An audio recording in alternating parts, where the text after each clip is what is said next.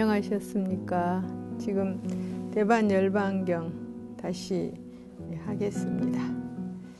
지난번에 열애의 비밀한 말씀도 불가사의요, 부처님의 교법 스님네도 불가사의고, 보살 마하살도 불가사의고, 대반열반도 불가사의다, 이렇게 말씀하셨습니다. 이때 자비하신 세존 도사께서 아사세왕을 위하여 월에 삼매에 드셨다는데, 월이라고 하는 것은 우리가 달은 시원하지 않습니까? 지금 아사세왕이 창병, 이거는 완전히 뜨겁고 힘드는 거잖아요. 그래서 시원하게 해주면은 그 병이 나을 수 있으니까 부처님이 월에 삼매에 딱 드시고, 삼매에 들고는 큰 광명을 놓으니 그 광명이 청량해서 아주 시원해서 왕의 몸에 비치니까 태풍 창병이 죽시 나왔고 답답하고 뜨거운 중세가 쓰러지고 말았더라 해서 그 부처님의 광명 속에서 아사세왕이 이렇게 병을 났습니다. 왕은 병이 나았고 몸이 시원함을 느끼면서 기바에게 말했습니다. 내가 들으니 건말에는, 건말이란 말은 이 세계가 무너지려고 할 때, 그럽니다. 우리가 세계가 생기는 것은 성주개공이라 그랬습니다. 그러면 우리가 살고 있는 이 지구도 은하계의 수많은 많은 별 중에 하나의 떠돌이별이다. 그렇게 생각하셔야 합니다. 그죠? 지구도 금성, 목성, 화성, 수성 하는 그런 떠돌이별과 똑같이 지구도 하나의 떠돌이별입니다. 그러면 은하계를 중심으로 볼 때 하루에도 수백 개의 별이 사라지고 또 수백 개의 별이 다시 태어난다고 생각한다면은 우리가 살고 있는 지구도 어느 날 그렇게 된다라는 것. 그래서 겁말이라는 것은 이 지구가 존재할 수 있는 겁은 시간이거든요. 시간이니까 존재할 수 있는 시간이 다해서 사라지는, 하려고 할 때에는 나타나는 징조가 있습니다. 그 부분을 이야기하는 거예요. 겁말에는 달 셋이 한꺼번에 나타나고, 이때에는 얼마나 춥겠습니까? 달 셋이 한꺼번에 나타나니까. 이때에는 모든 중생은 근심과 고통이 없어진다 하더니 아직 그때가 되지 않았는데 이 광명이 어디서 와서 나의 몸에 비치며 창병의 고통이 나아져서 몸이 편안해지는가. 그렇게 시원한 바람이 불면은 창병, 몸이 불같은 사람들은 그보다 더 좋을 일이 없겠죠. 기바는 대답하기를 이것은 겁이 다하여 달 셋이 한꺼번에 비친 것도 아니고, 또 불해라고 하는 것은 우리가 해를 불해 이렇게 말합니다. 해는 뜨겁지 않습니까? 그래서 불해나 별이나 약초나 보배 구슬이나 하늘빛도 아닙니다. 이 광명이 달 셋이 한꺼번에 비치는 것도 보배 구슬의 광명도 아니라면 누구의 광명인가 하니까 대왕이시여 이것은 하늘 중 하늘이 놓은 광명이니 이 광명은 근본이 없고 가시 없어서 더운 것도 아니고 찬 것도 아니며 항상함도 아니고 없어짐도 아니고 빛도 빛 없는 것도 모양 없는 것도 푸른 것도 누른 것도 붉은 것도 흰 것도 중생을 구제하기 위하여 모양이 있어 볼 수 있으며 근본이 있고 가시 있고 덥고 차고 푸르고 누르고 붓고 휘어서 말할 수 없나이다. 뭐라고 이것을 칭할 수가 없습니다. 이렇게 하니까 대왕이요, 이 광명이 비록 그러하나 진실로 말할 수 없고 볼 수 없으며 내지 푸르고 누르고 붓고 힘이 없나이다. 기봐요. 그 하늘 중 하늘이 무슨 인연으로 이 광명을 놓으시는가 하니까 이런 광명을 정말 우리가 창병이 걸린, 전신이 창병이 걸린 사람이 쓰이면은 완전히 나서버립니다. 삼매에 들어가서 놓는 하나의 광명이죠.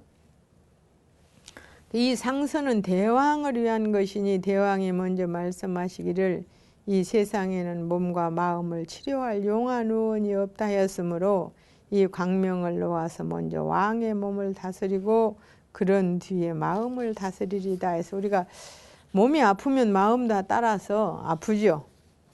기바여 열의 세존께서 나를 생각하시는가? 그러니까 어떤 사람이 아들 7을 두었는데 그 가운데 한 아들이 병이 났다고 한다면 부모의 마음은 평등하건만 병난 아들에게 마음이 치우치게 되는 것이오니 대왕이시 열에도 그와 같아서 여러 중생에게 평등하지 않음이 없지만 죄 있는 이에게 마음이 치우치게 되는 것이오매 방일하니는 부처님이 자비로 염려하시고 방일하지 않는 이는 마음을 놓는 것이오니 방일하지 않는 이는 육주보살입니다. 이렇게 해서 이제 여기서 주에 대해서 오주보살, 육주보살 이런 것이 많이 나왔습니다. 그래서 이 10주에 대해서 제가 대강 말씀드린 10주는 보살이 닦아가는 10가지 수행 단계인데 진리에 안주하는 단계라는 뜻으로 머무를 주자를 씁니다.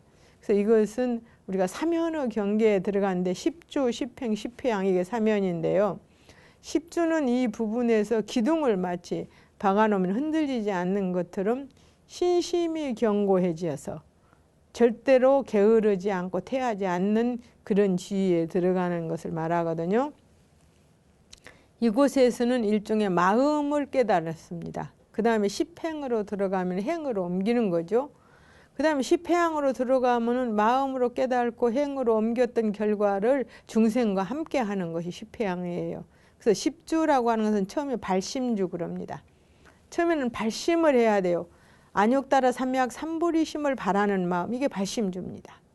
그래서 우리가 10주의 초가 금강경에서 그래도 이는 어떻게 안욕따라 삼약, 어떻게 안욕따라 삼약 삼보리심을 바라느냐 하는 것은 금강경 처음에 나옵니다. 그래서 금강경도 10주에 들어간 사람에게 설하는 법이에요. 사실 보면은 처음에 발심주인데 이건 공을 주시하여 청정한 지혜를 일으킨다.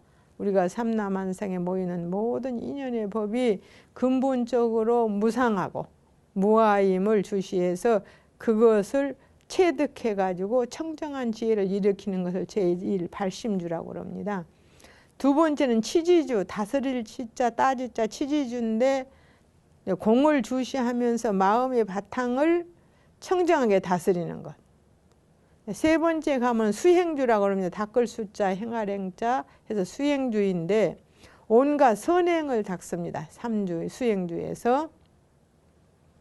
그 다음에 네 번째는 생기주, 날생자, 귀할 귀자도 생기주라고 하는데 여기 가면 부처님의 기운이 생겨 성품이 청정해집니다. 앞에서 공을 주시하여 지혜를 일으키고 공을 주시해서 마음의 바탕을 청정하게 하고 온갖 선행을 닦으니까 그때는 귀한 데에 난다 해서 생기주인데 그 귀한 것이 말하면 뭐냐면 부처님이죠.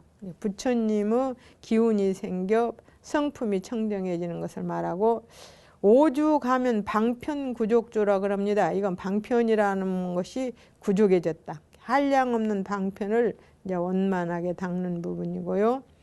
6째 가면 정심주라고 합니다. 바를 정자 마음심자 정심주라고 하는데 지혜를 성취하여 바른 마음에 안주하는 것을 이야기하고요. 7번째 가면 불태주. 여기서는 이제 절대로 뒤로 물러가지는 않습니다. 공의 이치를 체득하여 거기에서 물러나지 않고 8번째 가면 동진이라고 합니다. 깨달음을 구하는 마음을 깨트리지 않는 것이 마치 동자의 천진함과 같다 해서 동진주. 그 다음에 9째 가면 법왕자주라고 그러는데요.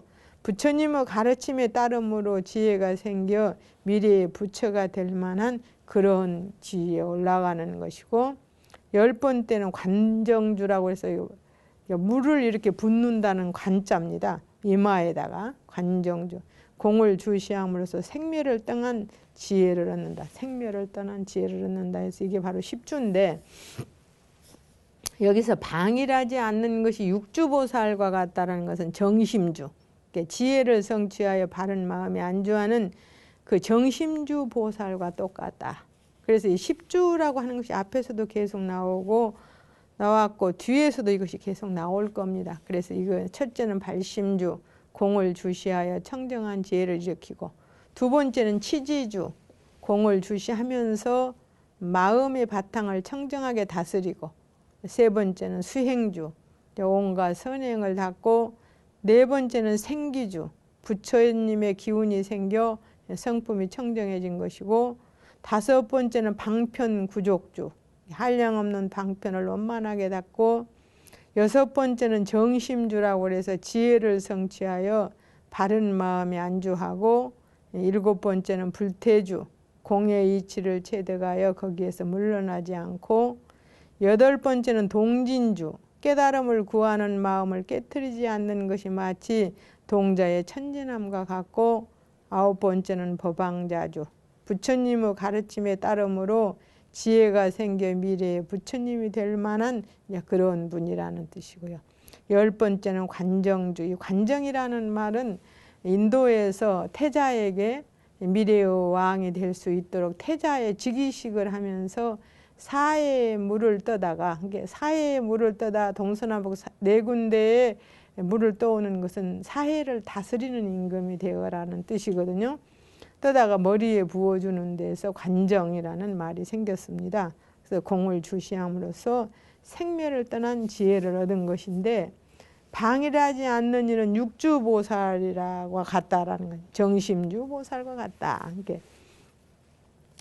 대왕이시여 부처님 세조는 중생을 대하여 문벌이나 늙고 젊음이나 빈부나 시절이나 해나 달이나 별이나 공교롭거나 미천하거나 하인이나 종이 나를 보는 것이 아니고 신심 있는 중생만을 보고 신심이 있으면 문득 자비하게 생각하나이다. 그래서 불교에서는 이런 모든 것을 다 파죠.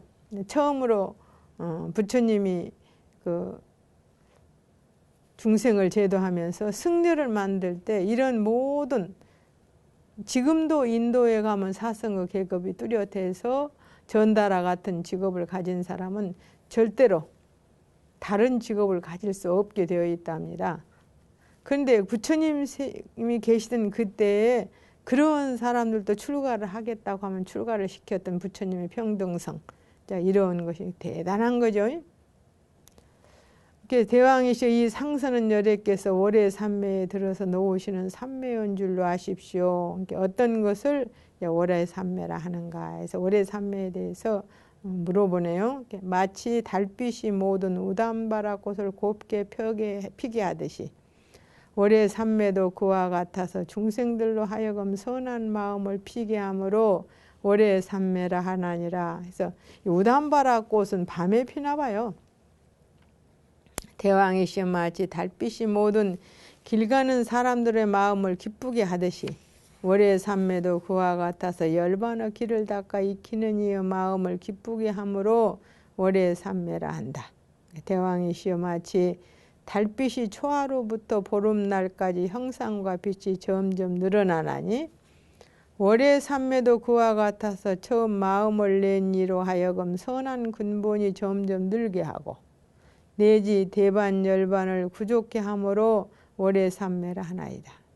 대왕이시여 마치 달빛이 16일부터 금음날까지 형상과 빛이 점점 줄어드나니 월의 삼매도 그와 같아서 빛이 비치는 곳마다 모든 번뇌를 점점 덜게 하나니 그러므로 월의 삼매라 한다.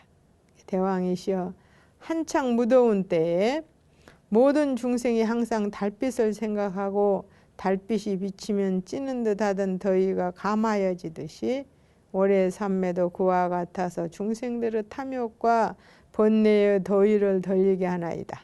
대왕이시여 마치 보름달이 여러 별들 중에 왕이며 감노맛이 되어 모든 중생의 사랑을 받듯이 월의 삼매도 그와 같아서 여러 선한 일 중 왕이며 감노맛이 되어 모든 중생의 즐거움이 되나니 그러므로 월의 삼매라 하나이다.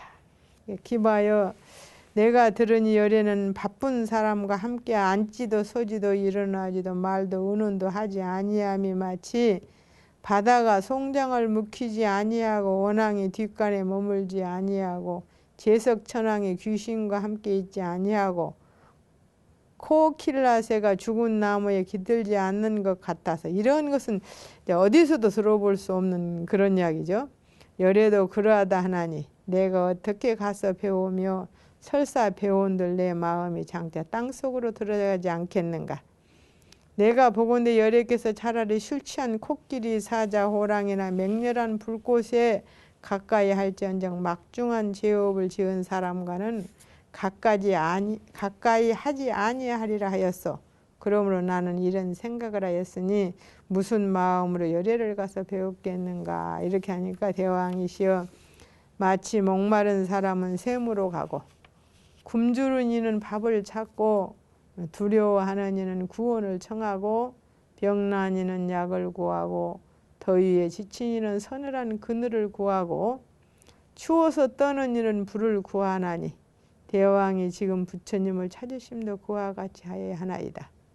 대왕이시여, 여래는 이찬티카 따위를 위하여서도 법을 연설하시거든 하물며 대왕은 이찬티카가 아니온즉 마땅히 자비로 구제하심을 받으리이다. 구제는 왜 하냐? 참회할 수 있으므로 구제를 받는 거예요. 지금 만일에 아사세왕이 아까처럼 자기가 정말 죄 없는 아버지를 죽이고 죄를 받겠구나 하는 그건 참회거든요. 부끄러운 마음이거든요. 자기 자신에게 부끄럽고 남에게 부끄러운 마음, 그 마음을 가졌기 때문에 이렇게 병을 낫을 수 있다. 참회할 수 있으므로 바로 그렇다라는 거죠. 기봐여, 예전에 내가 들으니 이찬티카는 믿지도 않고 듣지도 못하고 관찰하지도 잊지도 어찌 못한다 하던데 어찌하여 여래가 그에게 법을 말하는가 하니까 대왕이여, 어떤 사람이 중병이 들렸는데 밤에 꿈을 꾸니까 기둥이 하나만 섰는 전당에 올라가서 생소와 기름을 먹기도 하고 몸에 바르기도 하고 재에 눕고 재를 먹기도 하고 마른 나무에 오기도 하고, 이게 바로 인도에 가면 고행숲이 있습니다. 그 고행동산에 가면 고행숲이 있는데 고행숲에서 옛날에 사람들은 고행을 이렇게 했다고 합니다. 혹은 원숭이와 함께 다니고 앉고 눕기도 하고 물에 잠기고 진흙에 빠지기도 하며 누각과 높은 산과 나무와 코끼리와 말과 소, 양 따위에서 떨어지기도 하고 몸에 푸르고 누르고 붓고 검은 옷을 입고 웃고 노래하고 춤추기도 하고 혹은 까마귀, 독수리, 여우, 살쾡이 따위를 보기도 하고 이가 빠지고 머리카락이 떨어지고 벗은 몸에 개를 메고 더러운 가운데 누워보기도 하고 또 죽은 사람과 함께 가고 서로 안고 일어나면서 손을 잡고 음식을 먹기도 하며 독사가 가득한 길로 걸어가기도 하며 또 혹은 머리를 풀어 해친 여인과 서로 껴안기도 하고 달아나무 잎으로 옷을 만들기도 하고 부서진 나귀 수레를 타고 남방으로 가기도 하였나이다. 이 사람이 이런 꿈을 꾸고는 마음으로 수심하며 수심한 까닭으로 병이 더했고 병이 더한 까닭으로 집안 친속들이 사람을 보내어 의원을 청했다. 우리가 꿈이라고 하는 것, 그걸 정말로 믿을 수 있는 것인지 믿을 수 없는 것인지 모르나 저는 꿈도 믿을 수 있다라고 봅니다. 왜냐하면 제가 꿈을 꾸어 보면은 꿈은 업식으로 나타난 현상이라고 저는 생각하거든요. 제가 국민학교 다닐 때 풀지 못했던 산수 문제는요, 지금도 꿈에서 못 풉니다. 그게 바로 업식인 것 같아요. 그래서 꿈에 나타났다고 해서 내가 전혀 그것과 인연관계가 없는 것이라면 꿈에서도 전혀 인연관계가 없을 것이고, 꿈에서 인연관계가 있다고 한다면 과거에 행했던 행위가 아니겠느냐, 그렇게 생각하고, 행했던 행위가 아니라면 나타날 리가 없죠. 그래서 이런 꿈을 꾼 것을 지금 이야기도 하는데요. 이 사람이 이런 꿈을 꿔 마음속으로 수심하며 수심한 까닭으로 병이 더하였고, 병이 난 이유는 꿈꾸고 그 꿈을 수심했기 때문에 난 겁니다. 병이 더한 까닭으로 집안 친속들이 사람을 보내어 의원을 청했더라. 심부름간 사람이 키가 작고 불구자로서 머리에는 먼지를 쓰고 헌 옷 입고 낮고 깨어진 수레를 타고 가서 의원을 보고 빨리 수레를 타라고 청했더라. 이때 의원이 생각하기를 심부름 온 사람의 모양이 불길하니 환자의 병을 고치기 어려우리라 하였고, 다시 생각하기를 심부름꾼은 비록 불길하지만 다시 날짜를 점쳐서 병을 다스릴 수 있는가 보리라. 4일, 6일, 8일, 12일, 14일도 이런 날에는 병을 치료하기가 어렵구나. 또 생각하기를 날짜는 비록 불길하나 다시 별로 점을 쳐서 별입니다. 하늘에 별점 치는 거예요. 별로 점을 쳐서 치료할 수 있는가 보리라. 만일 화성, 금성, 묘성, 염라왕성, 습성, 만성 이런 별들도 병을 고치기 어려우리라. 또 이렇게 생각하였다. 별점은 비록 불길하나 다시 때를 살펴보리라. 만일 가을, 겨울 해가 질 때나 한밤중이나 달이 질 때면 바로 이 병을 고치기 어려울 것이다. 또 생각하기를 이렇게 여러 가지가 죄다 불길하거니와 혹 일정하기도 하고 일정하지 않기도 하리니 마땅히 병인을 보아야 할 것이다. 병인이 만일 복덕이 있으면 다스릴 수 있을 것이고 복덕이 없다면 비록 길한들 무슨 일이 있겠는가 해서 이 부분이 아주 중요한 것입니다. 아무리 모든 것이 다 불길하다 하더라도 복이 있는 사람은 병을 나을 수 있다는 거죠. 병이 없는 사람은 병을 나설 수가 없습니다. 우리는 앞에서 말하든지 뭐 별로 점을 쳐보기도 하고 날짜를 뭐 짚어보기도 하고 이거 많이 하죠. 사람들이. 그래서 그런 날을 찾아서 하는데 그것 말고 병인이 만일 복덕이 있으면 다스릴 수 있을 것이고 복덕이 없다면 비록 길한들 무슨 이익이 있겠느냐. 복덕의에 의해서 병은 낫고 낫지 못한다는 겁니다. 이렇게 생각하고는 신부는 꿈과 함께 길을 떠났더라. 길에서 다시 생각하기를 저 병인이 장수할 상이면 치료할 수 있을 것이고 단명할 상이면 치료할 수 없으리라 하였는데 앞길에서 두 아이가 서로 붙들고 싸우면서 머리를 쥐어뜯고 머리카락을 뽑고 기와장, 돌, 칼, 작대기로 때리는 것을 보았으며 또 어떤 사람이 불을 들고 가던 것이 저절로 꺼지고 어떤 사람은 나무를 찢고 어떤 사람은 가죽을 이끌고 길을 따라가는 것을 보았다.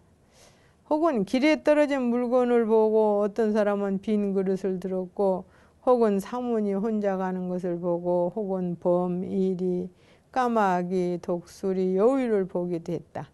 이런 것들을 보고는 또 생각하기를 심부름꾼이나 길에서 보는 것이 모두 상스럽지 못하니 이 병인은 결정코 치료하기 어려울 것이라 하였으며 다시 생각하기를 내가 만일 가지 않으면 용한 의원이 아니요 만일 가더라도 치료할 수는 없을 것이다 하고 또 생각하되 이렇게 여러 가지가 상스럽지 못하지만은 우선 그냥 두고 병인에게 가보리라 하였다. 이러한 생각을 하는 때 앞에서 이런 소리가 들렸어요. 없어졌다, 죽었다, 무너졌다, 꺾어졌다, 깎아버렸다. 떨어졌다, 타버렸다, 오지 마라, 치료할 수 없다, 구제할 수 없다. 이제 이런 소리가 막 들리는 거예요. 그러니까 또 남쪽에서 짐승의 소리가 들리니까 까마귀, 독수리, 사리새의 소리와 개, 쥐, 여우, 멧돼지, 토끼의 소리. 이런 소리를 듣고는 병인은 진실로 치료하기 어려우리라 생각했다. 그리고 병인이 있는 집에 들어가서 병인을 관찰하니 찼다, 더웠다 하고 골절이 아프고 눈이 붓고 눈물이 흐르고 기우는 소리가 밖에까지 들리고 목구멍이 아프고 혓바닥이 터지는데 빛이 검고 머리를 바로 들지 못하고 몸은 말라서 땀이 나지 않고 대소변이 막혀서 통하지 못하고 몸이 갑자기 부대하여 빨갛고 이상하고 말이 고르지 못하여 컸다 작았다 하고 온몸이 얼룩얼룩하여 푸르고 붓고 하며 배가 부었고 말이 분명히 모야했다. 의원은 병세를 살피고는 간병하는 이에게 병인의 정신상태가 요사이 어떠하냐고 물었더니 그의 대답은 이 사람은 본래는 삼보와 하늘을 믿고 존경하더니 지금은 변하여 공경하고 믿는 마음이 없고 본래는 보시하기를 좋아하더니 지금은 인색하며 본래는 밥을 적게 먹더니 지금은 많이 먹고 우리가 가불금은 똑같다 그랬습니다. 지나치는 것도 모자란 것도 똑같다는 말인데 너무 많이 먹으면 병이 걸려요. 영양도 너무 많이 섭취하면 병이 걸리고요. 너무 안 섭취해도 병이 걸립니다. 본래는 성품이 화평하더니 지금은 거칠고 본래는 성품이 인자하여 부모에게 공경하더니 지금은 부모에게 공경하는 마음이 없나이다. 의원이 이 말을 듣고는 병자에게 가까이 가서 맡아보니 우발라향 침수향 내음, 필가다향 내음, 다가라향 내음, 울구망 내음, 바바라향 내음, 전단향 내음과 고기 굽는 냄새, 포도주 냄새, 뼈 타는 냄새, 생선 냄새, 똥 냄새가 났더라. 향내와 구린내를 알고는 또 몸을 만져봤더니 부드럽기는 비단이나 목화와 같았고 굳기는 돌과 같고 얼음처럼 차기도 하고 불처럼 뜨겁기도 하고 모래처럼 깔깔하게 됐더라. 의원은 이러한 여러 가지 형편을 보고 병자가 반드시 죽을 것을 알았지만은 꼭 죽는다는 말은 하지 않고 간병하는 사람에게 말하기를 오늘은 바쁜 일이 있어서 갔다가 내일 다시 올 테니 병인이 찾는 대로 무엇이나 주라고 하고는 집으로 돌아갔다. 이튿날 심부름꾼이 또 의사에게 갔으나 의사의 말은 나의 볼 일이 아직 끝나지 못하였고 약도 마련하지 못하였노라고 한다. 이만하면 지혜 있는 이는 병자가 반드시 죽을 줄을 알 것입니다. 대왕이시여, 세존도 그러하여 이찬 측가들의 근성을 잘 알아서 법을 말하나이다. 왜냐하면 만일 그를 위하여 말하지 아니하면 범부들은 말하기를 열애가 자비한 마음이 없다. 자비한 마음이 있으면 온갖 지혜를 가지니라 하련만 자비한 마음이 없다면 무엇으로 온갖 지혜를 가지니라 말하려 할 것이므로 열애는 이찬티카를 위하여서 법을 연설하나이다. 대왕이시여, 열애 세존은 병자를 보는 대로 늘 법약을 주건만은 병자가 먹지 않는 것은 열애의 허물이 아니오이다 해서 부처님은 설령 이찬티카라 하더라도 법을 안 주는 것이 아니라 그 법을 보고 행하고 행하지 않으면은 그의 허물인 것과 똑같다라는 이야기죠. 그래서 부처님은 마치 의사와 같아서 환자에게 약을 주나 환자가 약을 먹고 안 먹는 것은 그의 허물이다라는 그런 말씀을 하시죠. 대왕이시여, 이찬티카를 분별하면 두 가지가 있으니 하나는 현재의 성근을 얻을기요, 하나는 후세의 성근을 얻으니라. 이찬티카라도 미래에는 얼마든지 성근을 얻을 수 있습니다. 지금까지는 성근을 얻지 못했다 하더라도 그래서 열애는 이찬티카를 잘 아시어서 현재의 성근을 얻으리에게는 법을 말씀하시고 후세의 얻으리에게도 법을 말씀하나니 지금의 이익이 없어도 후세의 이인을 짓기 위하심으로 열애는 이찬티카에게도 법을 말씀하시나이다 해서 지금 그 사람이 설령 안 듣는다 하더라도 미래에 반드시 들은 것이 인이 되어가지고 그것이 싹이 날 것이다 이렇게 한다는 거죠. 이찬티카는 또 두 가지가 있으니 하나는 영리하니요 하나는 중품근성이다 하는데 영리한 사람은 현재의 성근을 얻을 것이고 중품 사람은 후세에 얻을 터이므로 부처님의 설법이 헛되지 않는다. 대왕이시여, 어떤 깨끗한 사람이 뒷간에 빠진 것을 선지식이 보고는 딱하게 여기어 나아가 머리카락을 붙들고 끌어내나니 부처님 열애도 그와 같아서 중생들의 나쁜 세갈래 사막도죠. 떨어짐을 보고는 방편으로 구제하여 벗어나게 하나니 그러므로 열애는 이찬티카를 위하여서도 법을 연설한다. 못 알아듣는 사람한테 무엇 때문에 법을 합니까? 하니까 부처님은 이제 이런 이유였다라는 거죠. 이렇게 기부하여 열애가 참으로 그러하시다면 길할 나를 택하여 가서 배우리다. 이렇게 대왕이시여, 열애의 법에는 길한 날을 택하는 일이 없나이다 해서 이 절에서는 뭐 좋은 날 잡아주시오. 그럼 좋은 날이 따로 없습니다. 신심 내고 믿음 내는 날이 가장 좋은 날이에요. 대왕이시여, 마치 중병에 걸린 사람은 나를 보고 기중을 가리지 못하고 용한 의원을 구할 뿐이니 대왕은 지금 병이 중하시오니 부처님 의원을 구하실 뿐이었고 좋은 날을 택하실 것 아닌가 하나이다. 대왕이시여, 전단나무에 타는 불이나 이란이라고 하는 것은 아주 냄새가 흉하고 나쁜 그런 나무입니다.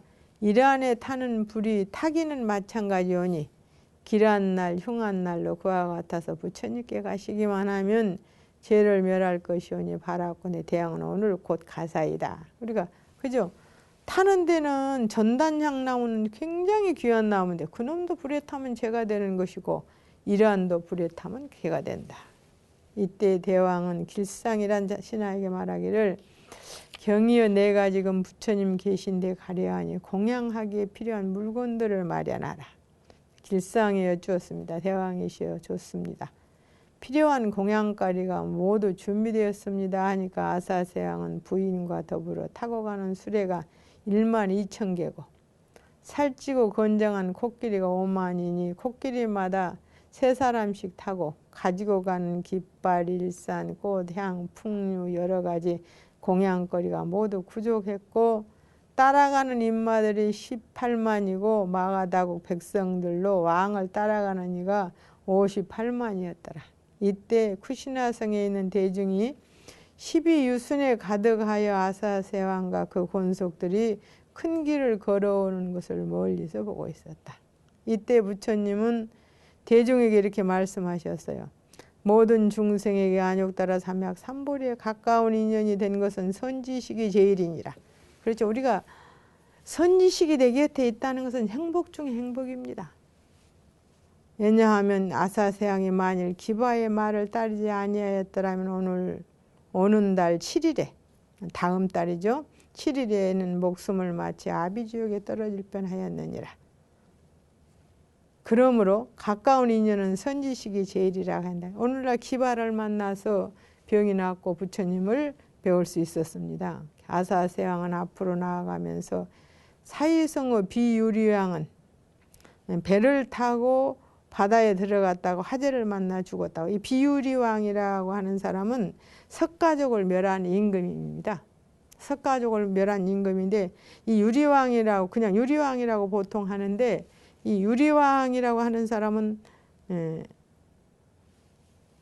석가족의 유리왕 아버지가 석가족의 공주를 택해서 결혼하고 싶어 했어요. 근데 이 유리왕의 아버지는 별로 귀한 족속이 아니었던가 봐요. 그래서 석가족에서는 이 유리왕 아버지에게 공주의 시녀를 보냈습니다. 공주라고 하면서. 하고 이제 유리왕 아버지와 결혼을 했어요. 했는데 이제 이 서가족들이 좋게 집을 짓고 임금이니까 청했을 거 아닙니까? 그러니까 이 유리왕이 애기 한 조금 7, 8살쯤 먹었나 봐요. 따라와서 그 새로 지은 집을 위층으로 아래층으로 막 뛰어노는 거예요. 그러니까 석가족이 그 왕자들이 정놈의 아들이 말이야 집 지어놓는데 와서 뛰어논다고 흉을 봤어요. 이 유리왕이 내가 커서 왕이 되면 석가족을 멸하리라 이렇게 온을 세웁니다. 갖고 정말로 유리왕이 다음에 서가족을 멸했는데 이 유리왕이 석가족을 멸하라고 군사를 거느리고 가면 부처님 길가에 딱 앉아 계시는 거예요. 그러면 유리왕이 부처님이시 어찌 여기 계십니까? 부처님을 제치고 군사를 이끌고 갈 수는 없어 되돌아갔어요.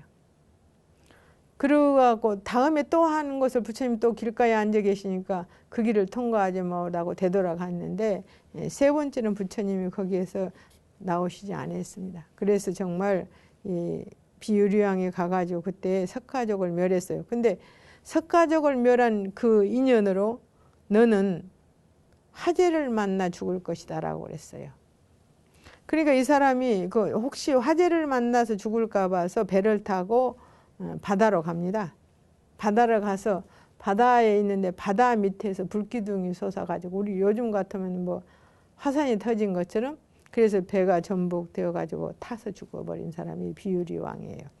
그래서 비유리왕은 배를 타고 바다에 들어갔다고 화재를 만나 죽었다는 말이고요. 하고 구가리 비구는 살아서 땅에 들어가 아비지옥에 갔다 하고 순화찰타는 가지가지 나쁜 짓을 하고는 부처님 계신 데 가서 모든 죄가 소멸됐다 하는 말을 들었다.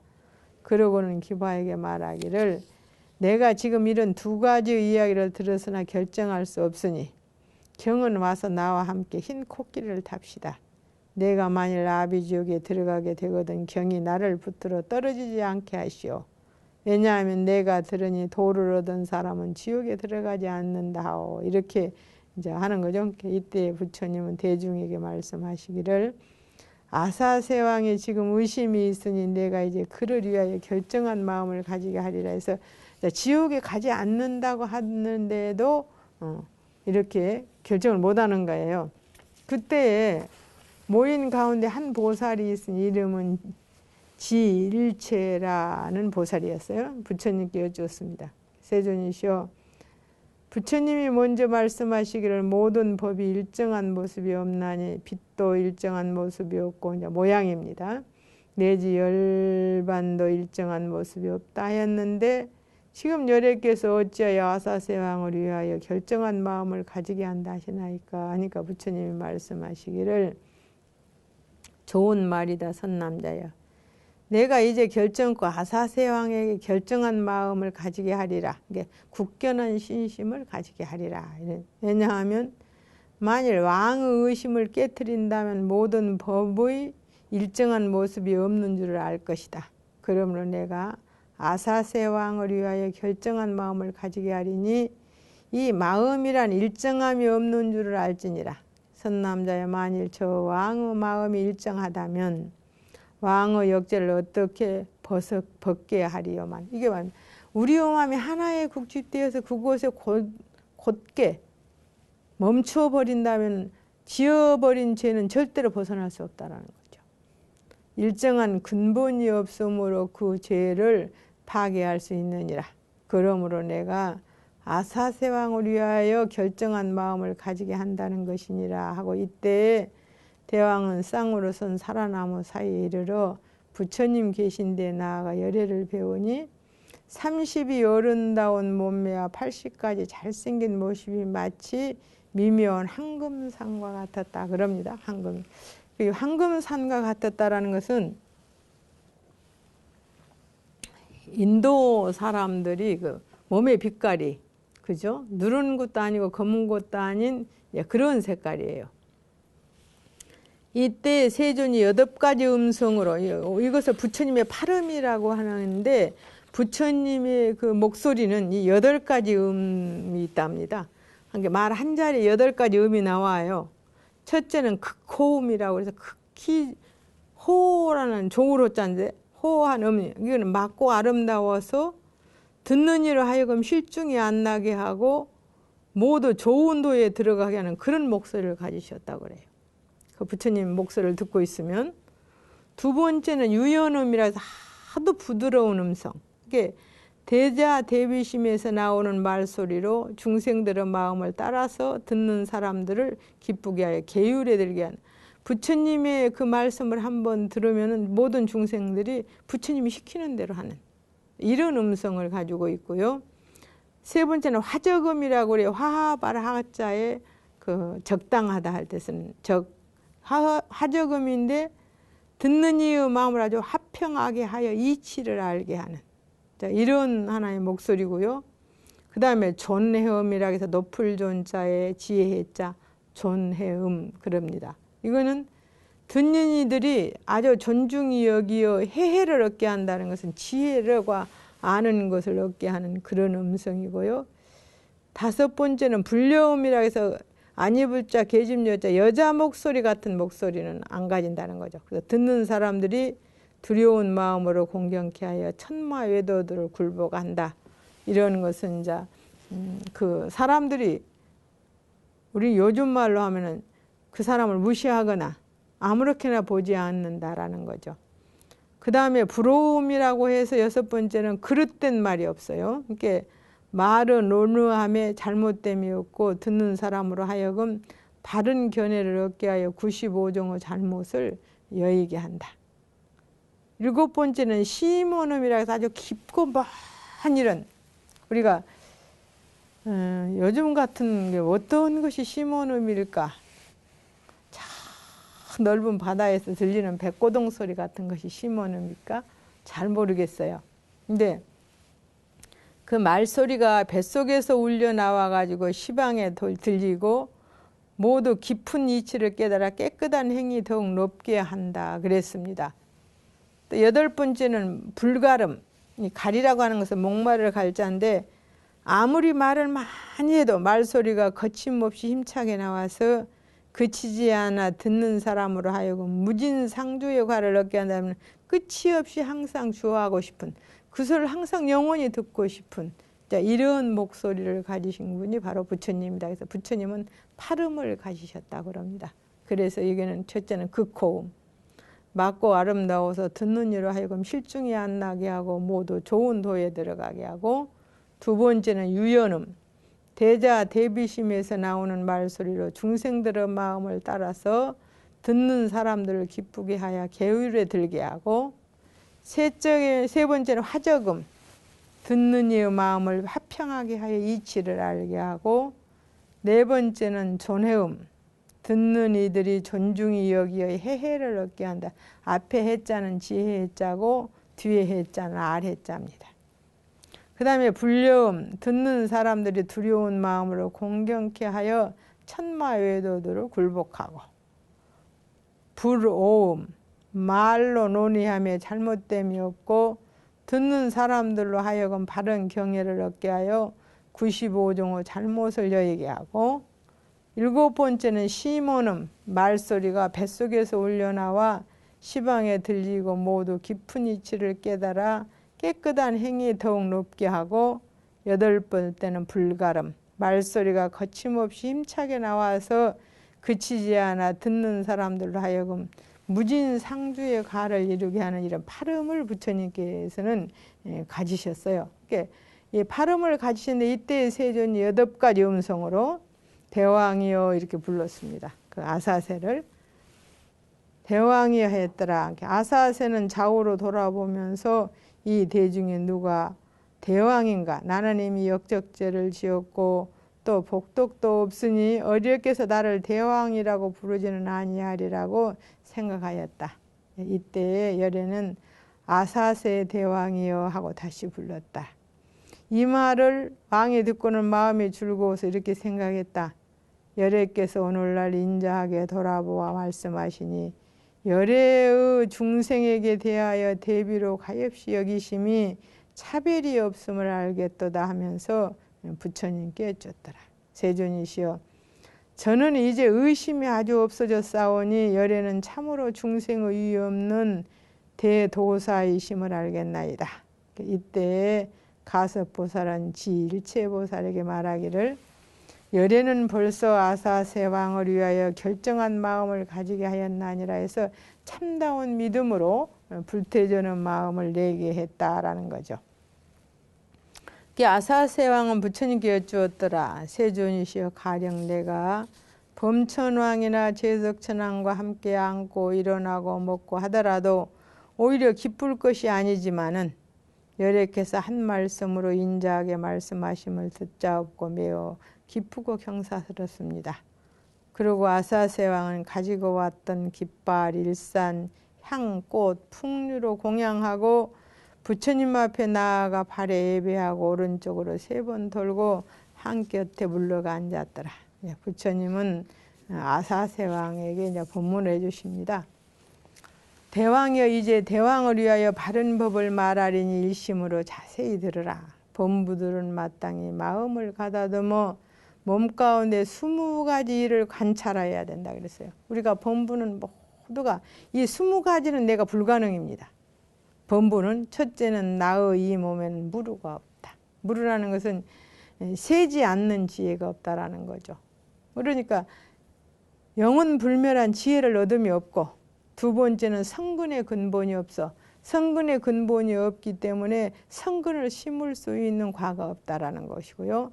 세 번째는 나의 생사는 아직 조복되지 못했고 나는 생사에 지금까지 헤매고 있고, 네 번째는 깊은 구령에 빠져서 간데마다 두렵고, 이 세상은 정말 두려운 거예요. 생로병사도 두렵고 가진 것이 없어질까도 두렵고, 좋은 사람과 이별할까도 두렵고, 미운 거 만날까도 두렵고, 죽을까도 두렵고, 두려운 거 천지죠. 다섯째는 무슨 방편으로 부처 성품을 보게 되겠는가. 내가 공부를 하면 부처님의 성품과 똑같은 성품이 나에게도 있다는데 그것을 볼 수는 없겠는가. 여섯째는 어떻게 선정을 닦아야 부처 성품을 볼 수 있을까.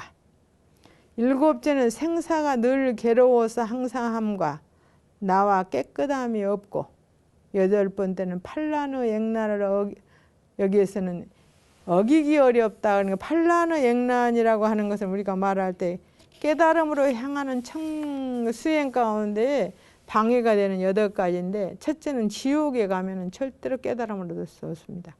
그 다음에 악의, 축생, 이 세 군데는 둔하고 업보가 심해서 정법을 들을 수 없어요. 그 다음에 장수천이라고 하는 것은 북구루천을 이야기하는데 이곳에는 아주 오래 살고 좋은 일만 있기 때문에 좋은 일을 하려고 하지 않아요. 복만 받기 때문에. 그래서 장수천에 태어나는 것이 판란 중에 하나고, 그 다음에 변지 아주 변방에 태어나는 것.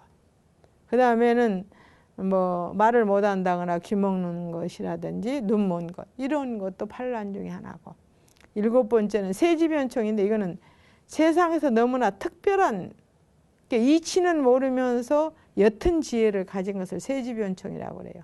이런 사람은 깊은 마음이 없기 때문에 부처님을 이루기 어렵다는 겁니다.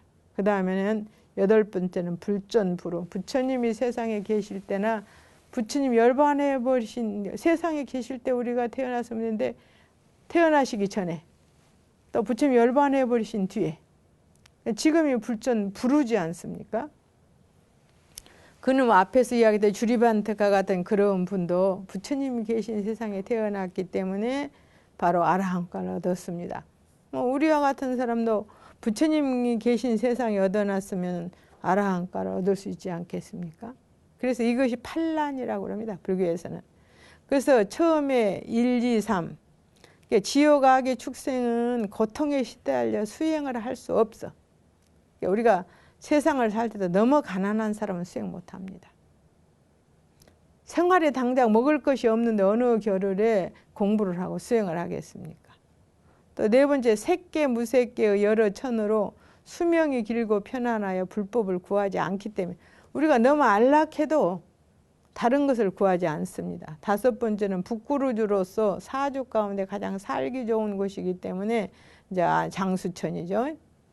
그 다음에 6번째는 세속의 지혜는 있어도 그릇된 견해에 빠져 바른 가르침을 구하지 않기 때문에, 또 우리가 눈이 안 보이고 귀가 먹고 말을 못하면 물론 되고요. 가르침을 설할 부처가 없다. 불전불후. 이렇게 해서 판란. 이 판란이라고 하는 것은 8가지 그 어려움이라는 거죠. 그래서 이 판란의 액란을 여의기 어렵다. 이 속에 안 들어가기가 그렇게 쉽겠느냐 이 말이죠. 9번째는 항상 원수가 따라다니고, 10번째는 한 가지 법도 업보를 막을 수 없고, 11번째는 3가지 나쁜 갈래에서 벗어나지 못하고, 3가지 나쁜 갈래는 사막도죠. 우리가 하루를 살면서 내가 몇 번이나 지옥에 갔고 몇 번이나 악귀가 되고 몇 번이나 축생이 되었던가, 이렇게 한번 자기를 관찰해 보는 것도 좋을 거예요. 12번째는 가지가지 나쁜 소견을 구족하고 있고, 13번째는 5가지 역제의 나루를 건너갈 일을 마련하지 못했고, 14번째는 나고 죽는 일이 그지없는데 그 끝을 얻지 못하고, 15번째는 업을 잊지 않고는 과보를 얻을 수 없고, 16번째는 내가 지은 것을 다른 이가 과보를 받을 수 없고, 17번째는 즐거운 인을 짓지 못하였으니 즐거운 과보가 없고, 18번째는 업을 지었으면 과보가 없어지지 않고, 19번째는 무명으로 인하여 났으니 무명으로 인하여 죽을 것이고, 20번째는 과거 미래 현재 항상 방일함을 행한다 그랬어요. 과거 미래 항상 미래 항상 게으르다는 거죠. 이 20가지를 갖추고 있기 때문에 보부예요. 대왕이여 본부들은 이 몸에 대하여 항상 이렇게 20가지를 관찰해야 돼. 이것을 자기가 스스로 나는 지금 이런 것에 있는데 이것을 내가 헤어나올 수 있는 방법이 없을까? 또 헤어나오려면 어떤 방법을 가져야 될까? 이렇게 계속 해야 됩니다. 마지막 20번째, 과거, 미래, 현재 항상 방위를 행한, 게으르다는 거죠. 우리가 모든 사람이 먹고 사는 일이 없으면 얼마나 게으르겠습니까? 공부하는 일은 차후의 일이고요. 공부는 사실 먹고 사는 거, 입고 사는 것은 먹고 입고 살면 끝나버립니다. 아무리 좋은 것도. 근데 공부하면 공부는 남거든요. 그래도 먹고 입고 사는데도 게으른 사람이 있어요. 보면 그런 사람들은 항상 가난하게 살죠. 내가 육신을 하나 거느리지도 못할 만큼 가난한데 어느 때 보셔야겠습니까? 그래서 이렇게 방위를 행한다라는 거죠. 이런 관찰을 하게 되면 생사를 좋아하지 아니할 것이고 생사를 좋아하지 아니하면 지와 간을 얻는다는 것은 지는 선정이고 관은 지혜입니다. 그때에는 차례차례 마음의 나의 모양, 머무는 모양, 없어지는 모양을 관찰하고 차례차례 마음의 나고 머물고 없어지는 모양을 관찰하면 선정, 지혜, 정진, 계율도 그와 같이 하고 나고 머물고 없어지는 모양을 관찰하면 마음의 모양과 내지 계율의 모양을 알아서 마침내 나쁜 짓을 하지 아니하고 죽는 두려움과 새 나쁜 갈래의 두려움이 없으리라. 만일 마음을 창념하여 집착하여 이 20가지 마음을 관찰하지 아니하면 마음이 방이라여 온갖 나쁜 짓을 하게 되리라 하는 이제 부처님이 자신을 20가지로 다스려 보고 그것을 하여 관찰하여 보아서 범부의 마음을 없애라 하는 이런 부분을 말씀하십니다. 오늘은 여기까지 하겠습니다.